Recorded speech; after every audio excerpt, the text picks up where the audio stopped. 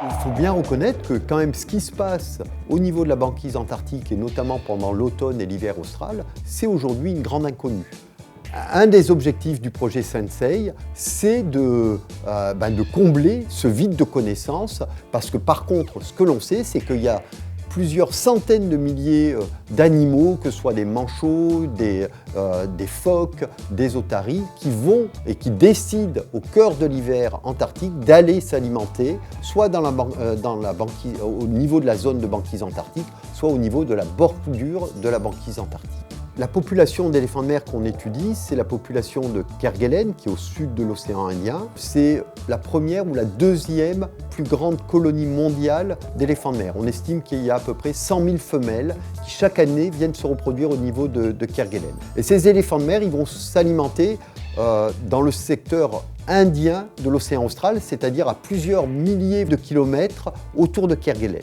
Et on a pu mettre en évidence deux grandes zones d'alimentation. D'une part, la zone subantarctique, en milieu océanique pour les femelles, donc au large de Kerguelen, et d'autre part, pour les femelles, en bordure de la banquise antarctique, alors que les mâles vont privilégier deux types d'habitats. D'une part, le plateau de Kerguelen, à peu près 30% des mâles, et d'autre part, la bordure du continent antarctique, au cœur de la banquise antarctique, où là, 70% des mâles vont aller s'alimenter. Aujourd'hui, on a une vision assez précise du régime alimentaire des femelles. Ces femelles vont s'alimenter essentiellement de petits poissons, et ils appartiennent à la famille des mythophidae, ou poissons lanternes, qui sont bioluminescents.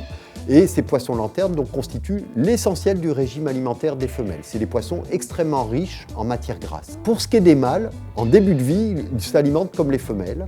Et vers l'âge de entre 3 et 7 ans, ils changent complètement d'écologie alimentaire pour aller concentrer leur activité de pêche sur des proies qui vivent sur le fond des océans. Alors pas à 2000 mètres de profondeur, mais entre 500 et 1500 mètres de profondeur. On sait que ces proies, elles sont différentes de celles consommées par les femelles. Par contre, malheureusement, on n'a pas de nom précis à mettre sur ces proies. En quoi la condition de la banquise influe sur les proies des éléphants de mer? Déjà, ça va permettre une accessibilité plus ou moins importante aux zones de pêche. On sait aussi que la bordure de la banquise peut constituer une zone refuge pour un certain nombre de proies qui vont aller se mettre à l'abri sous la banquise et donc échapper aux grandes baleines qui ne peuvent pas aller les chasser sous la banquise parce qu'il n'y a pas de trou pour respirer. Donc par exemple le krill, il y a plusieurs travaux qui ont montré que les plus fortes concentrations se trouvaient à 10 ou 20 km à l'intérieur de la banquise.